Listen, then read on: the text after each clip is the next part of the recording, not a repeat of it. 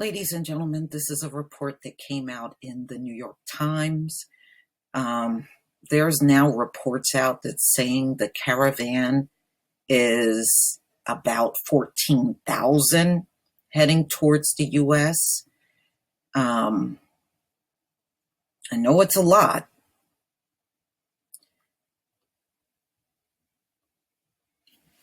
When American and Mexican officials prepared to meet in Guatemala in July, one issue in particular was weighing on the United States. A caravan of hundreds of Central American migrants had tracked through Mexico a few months before, seeking passage into the United States. American officials wanted to know, would Mexico agree to force such migrants to apply for asylum there instead of letting them enter the United States? Mexicans said no. Think about that now. Mexico said no, but yet those Mexicans just keep pouring into America, right? Today, with many thousands more in transit, by far the largest single movement of migrants north in decades, the pressure to solve the issue has reached new heights. With a proposal broached last July known as Safe Third Country Agreement seemingly off the table, it has been rejected by Mexico's president-elect. Mexico again finds its migration system in a state of crisis and in the crosshairs of American officials. Okay. Now, they're saying 6,000, but I'm looking at reports today that says 14,000. I don't know how accurate that is, but you can best believe it's many thousands out there coming to the U.S. border, and they're still saying that they're fleeing poverty, violence, and most of them are from El Salvador, Guatemala, and Honduras. In anticipation of their arrival at the United States border, Trump has pressured Honduras, Guatemala, and El Salvador and Mexico to halt their passage. But while Mexico has long bent to the migration mandates of the United States, the sheer number of those fleeing this time around has presented new complications. Ever since 2014, when at the urging of the Obama administration, the Mexican authorities began to crack down on illegal migration, migrants have been ensnared in a vast dragnet along Mexico's southern border. Thousands have been detained and deported, while thousands more have applied for asylum inside of Mexico. Such claims have soared sevenfold since the crackdown began.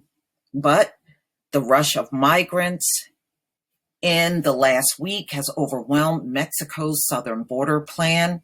Most are not applying for asylum, leaving Mexico with a tough choice.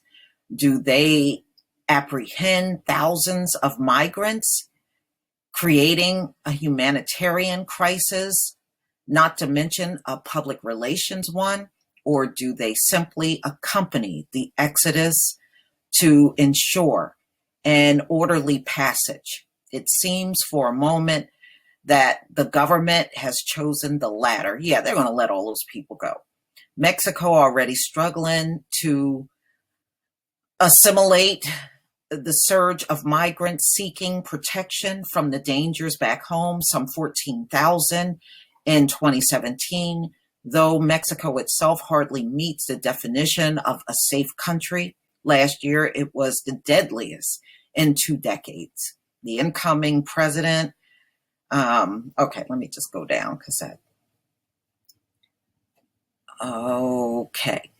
The situation also poses a challenge for Trump, who has threatened to cut off abroad and deploy the military. So he's saying he's going to cut off aid to all of these countries that these migrants are from.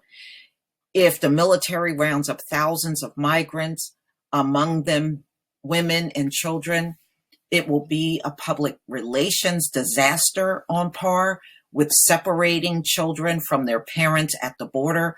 But if the president opts not to do this, it might encourage still more migrants to travel in large groups.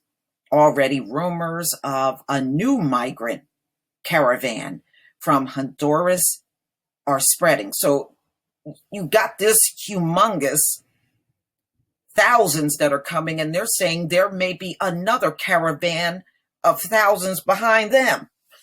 Oh man, woo, this is going to be messy. If you allow these large movements of people to come through, what does that mean for future flows? Said Maureen Meyer of the Washington Office on Latin America, a human rights group. Okay. Does this become the new way to travel? Yep, it will be. Because if they see the power in numbers, yeah, they'll consistently do it over and over. Make no mistake about that. So they're just showing you the route of how they're traveling, coming out of Honduras, and then crossing over into Guatemala and El Salvador right here, joining them. And they're just coming up, going north into Mexico.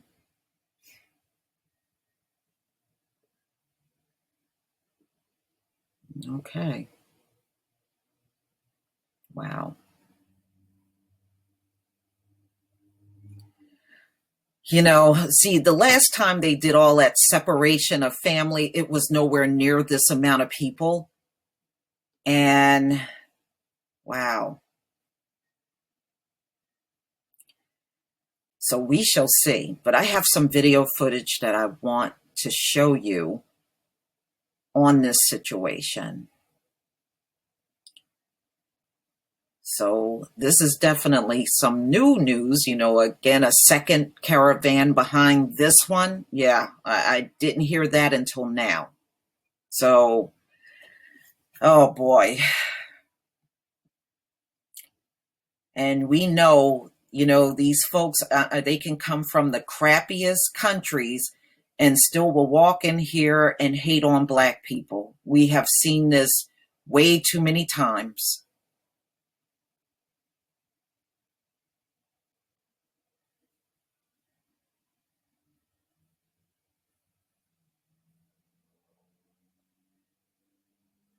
They got all them children and babies in here.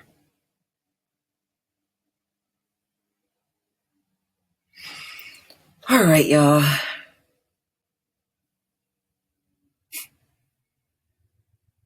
Okay. All right. So I'm going to go ahead and show you some additional video footage.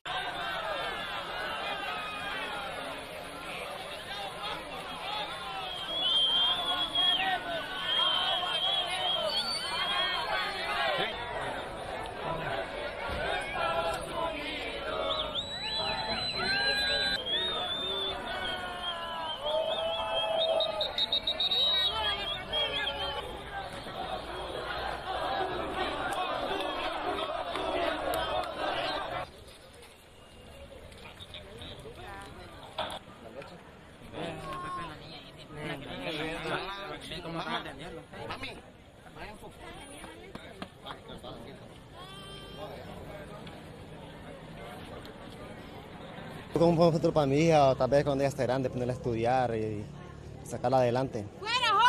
Sí. ¿Cuántos años tiene su hija? Solo tiene 5 meses. 5 meses. 5 meses. ¿Ha sufrido mucho ya? Sí, ha sufrido bastante. ¿Ustedes estaban en el puente o se cruzaron por balsa? Por balsa.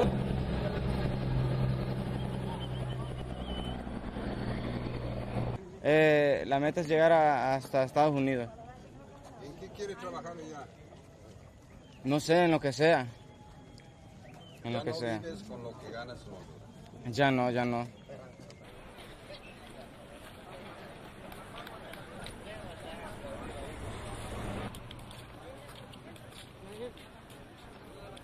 Dura.